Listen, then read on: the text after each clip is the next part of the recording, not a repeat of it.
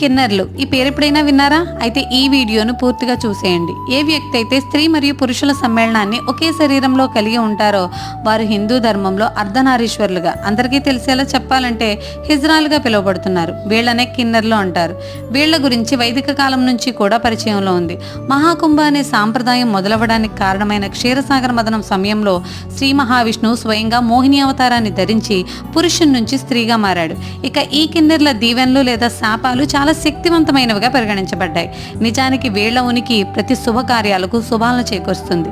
కానీ కాలం గడిచే కొద్దీ వీళ్లను కొత్త కొత్త పేర్లతో పిలుస్తూ దూరం పెట్టారు.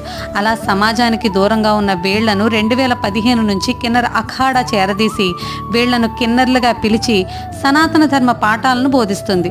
మనం ఎవరైనా కానివ్వండి, అది స్త్రీ అయినా కిన్నెరైనా పురుషులైనా, కానీ మనమంతా పరమాత్మ స్వరూపాలమే కదా. Her her Mahadev. వీడియో నచ్చితే లైక్ చేయండి, షేర్ చేయండి and don't forget to subscribe.